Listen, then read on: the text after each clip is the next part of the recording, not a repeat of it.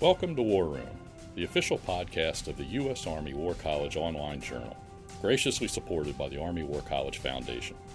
Please join the conversation at warroom.armywarcollege.edu. We hope you enjoy the program. Hello and welcome to A Better Peace, the War Room podcast. This is Jacqueline Whitt. I'm the War Room podcast editor and a professor of strategy here at the Army War College. I'm joined today by three colleagues for a water cooler style roundtable podcast. So we have Emily Knowles, who is the director of the remote warfare program with the Oxford Research Group. We have Colonel Tino Perez, who is a faculty member here at the Army War College and a political theorist. So that makes him super fun at parties. And we have Andrew Hiil, who is the editor-in-chief of the War Room and the chair of strategic leadership here at the Army War College.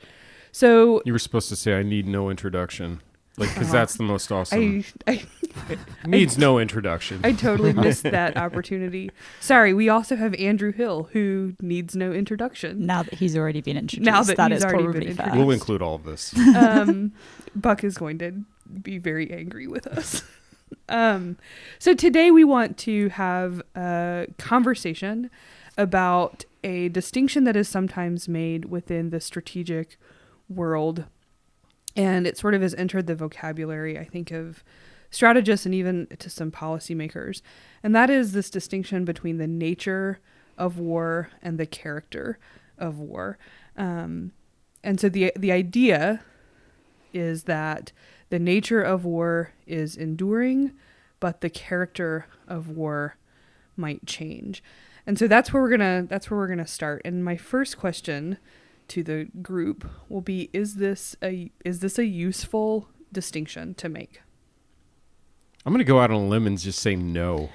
Okay, Andrew, why? So I think what is interesting to us is what changes. I think change is the thing that we're most concerned with, and to the extent that the conduct or character of war changes, that's interesting.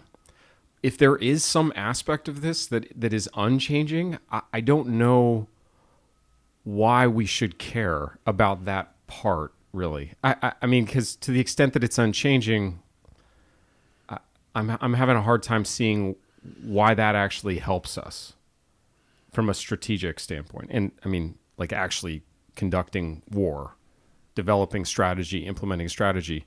So right now, for example, this discussion, the character nature discussion, is going on in talking about artificial intelligence and its impact on war. And there are some people who are saying, artificial intelligence has changed the nature of war, or may change the nature of war. And of course, the cardinals who are protecting the dogma of that principle, and I don't know, Tino, is it Clausewitz who really first formalized this? I don't think so. I think you would have to go to Colin Gray. Yeah, really? So I mean, we want to attribute this to Clausewitz because that sounds older. I think they'll cite Clausewitz, and he in many places is contradictory about many things, but one of them is about this nature and character and using those two terms. But I don't think you find there a phrase that says the nature of war is X and it is unchanging. You'll find it, but I don't think it's as insistent and as categorical as the fans of the distinction make it out to be. People get emotional about this, right? Yeah. And this is Colin Gray is one of them. The other one, H.R. McMaster, was another one who insisted upon this distinction.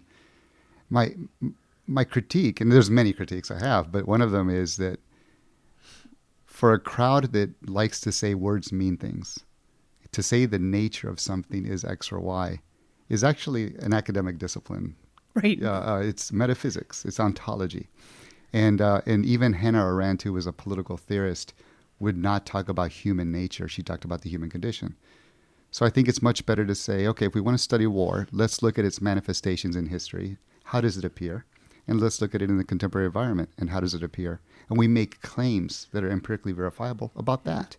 But this distinction is unnecessary. To me, the critique I have, which is I think different from yours, Andrew, and a little bit different from yours, Tino, is that I think it makes us or strategic thinkers think that they're saying something profound when in fact they are not. Which is to say that if you simplified it, all that means is that some things change and some things stay the same. And that is true, but it's also unhelpful. And so for me, the next question has to be, so what? Why does the distinction matter? And this does get to your point, right? Why do we care that some things change and some things stay the same? And does it matter which things we find enduring and which things we find changing? So those are, I think, three different but related critiques. Emily, you're in a sort of different space than the three of us. Yeah, I was going to say, to nail my colours to the mast directly as a think tanker rather than anyone who's been associated with an academic institution for a while. I mean, we may occasionally be guilty of throwing in the odd reference to Clausewitz or other military political theorists in order to relate to an audience. If it's a military audience who's listening, sometimes that's helpful. But does it form a pillar of our analysis, or does it actually inform the recommendations that we put forwards or the way that we understand and analyse contemporary theatres? No, largely. I mean, I'm with you on the distinction only matters if the distinction is useful in terms of actually understanding what's happened now and why that might be different or the same to what's happened before. And I just have to say that I find that the theoretical frameworks that are used in a lot of academia, I end up asking myself the question, so what, quite a lot when I'm looking at, what are we currently doing in the counter-ISIS campaign? How does this help me understand operations in Somalia against Al-Qaeda? Will this help me make better analysis or policymakers make better decisions? So I do occasionally now skip through those bits of articles and kind of get to the meat of okay, we've got that out of the way, and now let's talk about, this specific case or that specific case where I feel like I can connect more readily to the information available. Yeah, I mean, I think from a sort of, Tino, you brought in this question of metaphysics, right? And like the core question of what is something. And I guess if you were able to nail down what war is in some fundamental, enduring way, then it would help you to understand how to conduct war in ways that are enduring. So you don't have to use a cliche, reinvent the wheel, right? Every time you find yourself in a war, like, I understand this thing that is fundamental and enduring about war, and therefore I can kind of go back to that every time.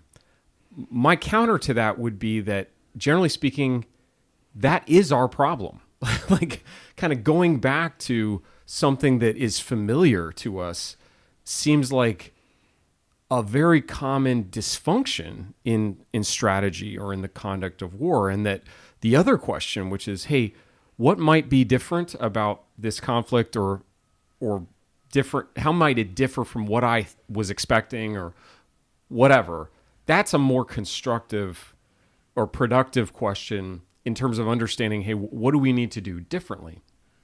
That said, I do know, and Jackie, this kind of harkens back to the podcast we did with Con Crane, right? That, yeah, I mean, not everything we do is novel. And I know historians often get into this. They get worked up about stuff that people say is new. Like right now it's gray zone, right? Hybrid warfare. Oh my gosh, that's new. But no, it's not. I mean, and the historians are running around going, no, it's not. No, it's not. Yeah. No, it's not. Not new. Right. We've seen this before. Yeah. We've seen something like it before. And so continuity, I think, as a historian, continuity is absolutely as important as change in explaining historical phenomena and making arguments, right, et cetera. And I think it's important for strategists as well, but I think we have to understand why change and continuity as categories are important. And I could care less whether we call it nature or character. Right. And so the other thing, though, is that the continuity, this is going to sound weird, but it's discontinuous continuity. I mean, it's the idea that, yes, something like this has happened before, but perhaps not in the last 25 years.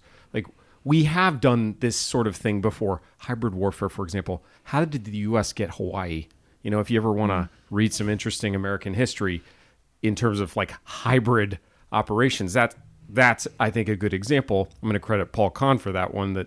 That's kind of how we got Hawaii. That's just because it's happened before doesn't mean it's not sort of new to us or something like that. But we still then see variety in war. I mean, we see different types of conflicts, and this is the character, right, question, where to some extent the character of the war that you're in might vary, and there might be some actually novel elements, like maybe nuclear weapons, if you want to argue.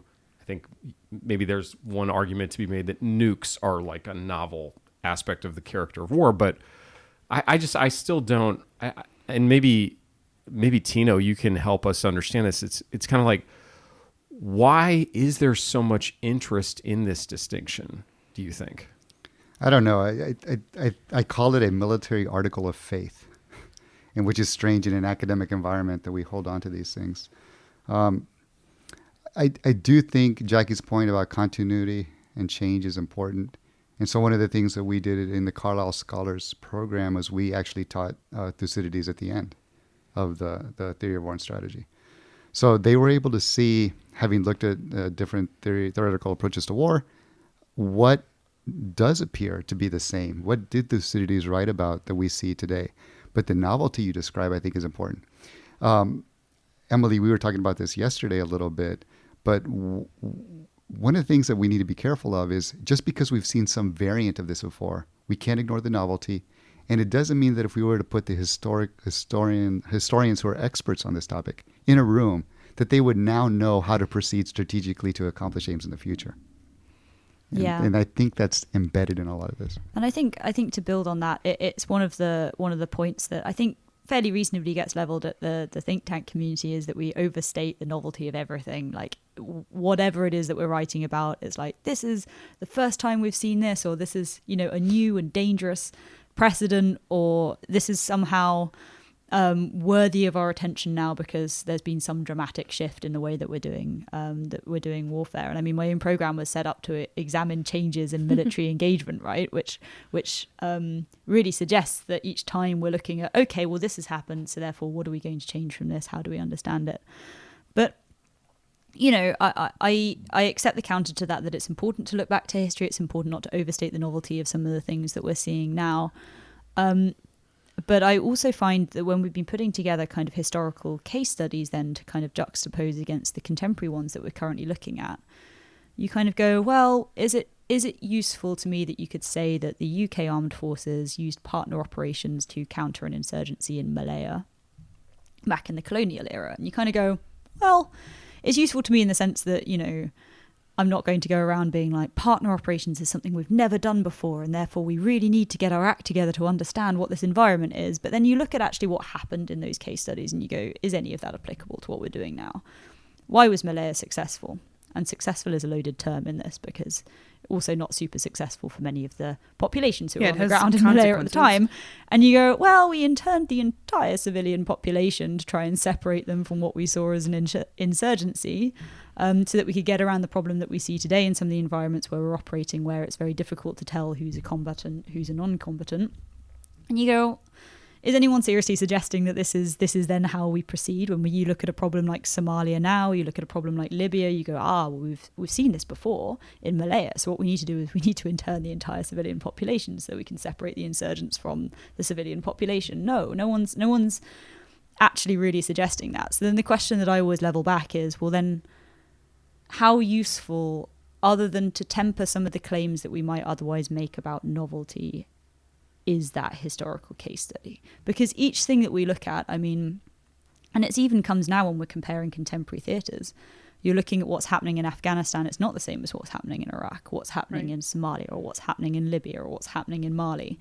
There are some characteristics that you can draw across the whole. You can draw some kind of truths, if you like, about how international militaries are attempting to deal with these problems, but everything presents itself very differently. So in terms of understanding the utility of being able to say something's new, something's not new, something's changing, something's not changing, I mean, to give a good, albeit slightly reductive example, in the recent policy report that we released about, lessons learned from contemporary remote warfare operations, the historical context that we'd spent a load of time reading about to understand like the use of air power to replace the use of boots on the ground, it got reduced down to one sentence in one text box on one page, which I felt kind of bad about because the articles themselves are super interesting. But it kind of went, of course we know remote warfare has, precedents in the past. We know about proxy warfare. We know about the use of air power to replace the need to put British boots on the ground. And here's a footnote that contains a list of historical sources for those that are interested to dig more into that. But actually for our policy audience and the people who are really concerned very much with the so what, for whom even a sort of 20-page, reasonably like lightly written policy document is still a stretch to expect them to wade through, that's probably all you're ever going to get that's going to stick somewhere. But then maybe that's okay. Maybe they walk away with at least being like, okay, all of this is happening, but it's not new. So, Emily, I think part of what you're getting at is the idea that our audiences are different, right? And just because something is one sentence or a paragraph in a document towards policymakers or oriented toward that audience doesn't mean that the work that went into getting to that one sentence is unimportant or irrelevant. As a historian, I think we expect our work to be used a lot in those ways, where people take a vast amount of historical argument and evidence and then distill it down into the most useful thing. I think, Andrew, it gets to your point as well, which is that defining something as war is itself an important act. And if we don't have an idea of what war looks like, we don't have maybe the right set of responses. So if something is war, that triggers maybe a certain way of thinking about it. Whereas if it's something other than war, we need a different set of strategic tools. Does that it square? really resonates with me, just because, in terms of delineating who's responsible for dealing with whatever it is that you're facing, right? I think the moment that you put war on it, people are thinking, well, that's a military concern, or at least that's a military-led or a state-led with military support. And I don't think that doesn't seem like a stupid approach. Assumption. No. And it reminds me of, a big debate that we had in our office when there are usually a couple of kind of indicators that are released each year to kind of list, these are the most fragile states, or these are the most violent countries, or and on top of them, about 2 years ago, in terms of like the most violent countries, we were all thinking, well, Syria at the time was experiencing and continues to experience a lot of instability. Libya, and it was Mexico that came out on top, and everyone was sort of like, well, they're not at war. Mexico's not at war. There's no war happening in Mexico. How can we say that it's the most violent conflict? And the more that you then kind of read into it and you go, well, actually, structural levels of violence, even if that's not, what we would like to think of as war, are still very high. And that it changes the way that you think about what the appropriate response is, but also what the appropriate frame for thinking about resolving those problems is, right? Whether that's a police response or a law enforcement or a military response or an international military intervention response versus a domestic this is at the heart response. of conversations about the so-called global war on terror, right? Is a war frame the appropriate frame for that? Is what the UK and the US are involved in Syria, is war the appropriate way to think about those conflicts? And those questions are, I think, metaphysical and ontological, to get back to Tino's point. I think we have to have those. I think those are worthwhile conversations for strategists. There's an author who published a book recently, Renz Barthelson, and the book is entitled War and International Thought, and he tackles this question of why it is that people are so fixated on this nature-character distinction and what is war throughout history, and he notices that it changes. But to circle back to a point that Andrew had talked about, why do people do this, and Emily's discussion sparks it, I think it's comforting for a military professional. If war is this, X, then that's all I need to worry about. And so if you think that war is, to go off of Clausewitz, the use of violence or force to impose one's will on an enemy, well, then you're really close to a definition of war that captures the ordnance delivery aspect of it, and you're ignoring the socio-political, institutional, economic, cultural, especially ethical implications of it.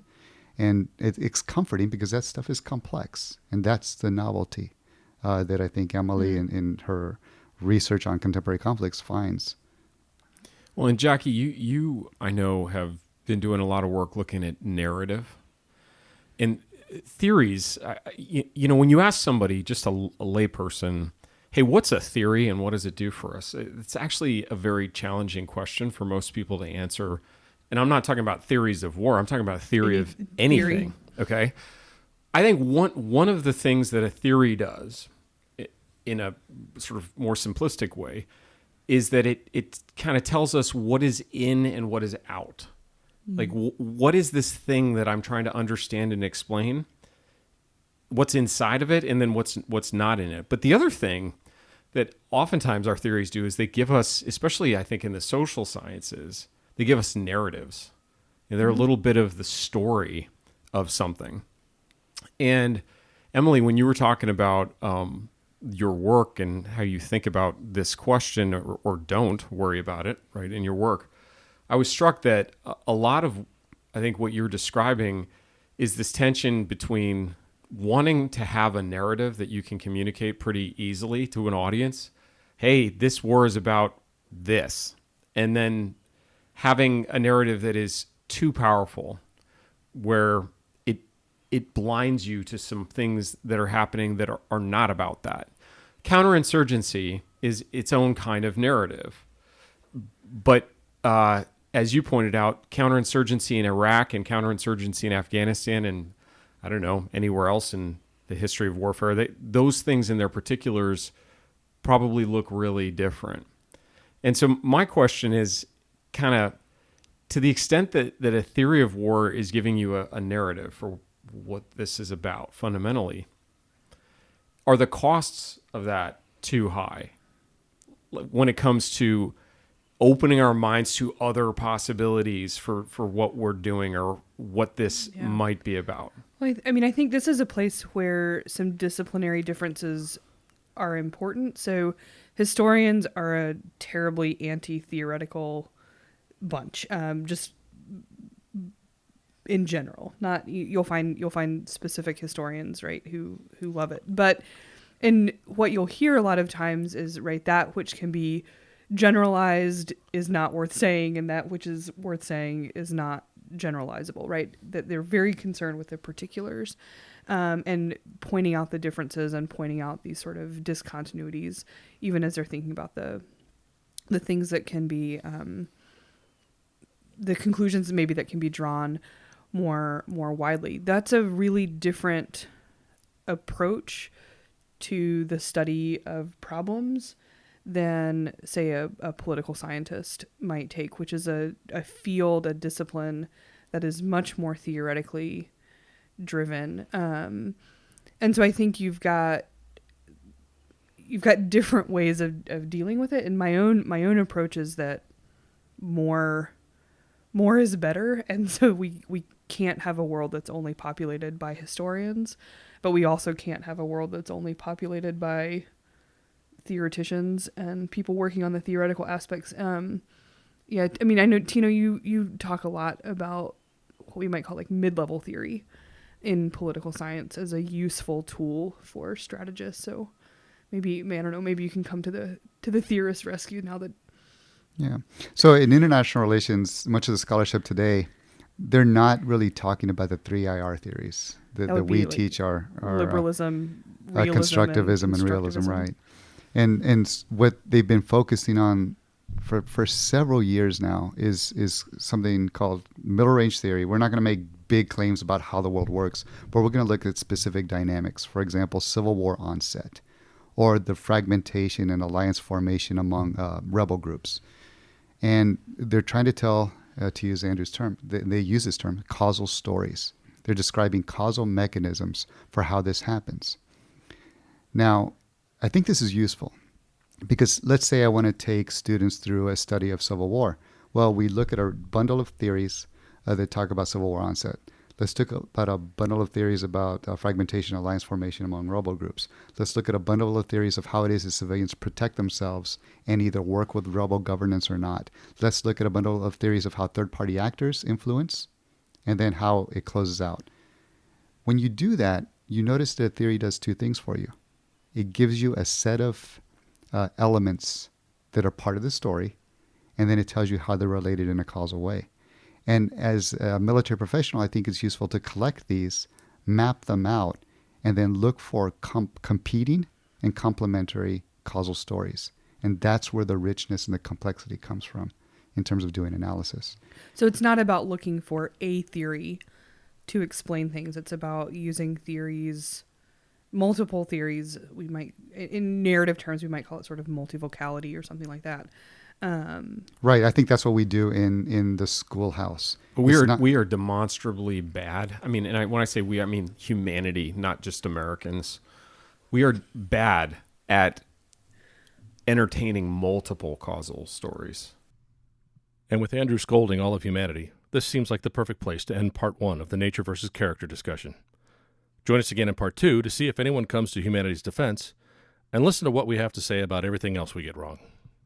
If you've enjoyed this podcast and want to hear even more great content, subscribe to A Better Peace, the War Room Podcast, at iTunes, Google Play, or your favorite subscription service. And that concludes our program. Thank you for listening. The views expressed in this podcast reflect those of the speakers and do not necessarily reflect the views, policies, or positions of the U.S. Army or the Department of Defense. Let us know what you think. Provide us your feedback, comments, or suggestions through our webpage at warroom.armywarcollege.edu, and have a great day.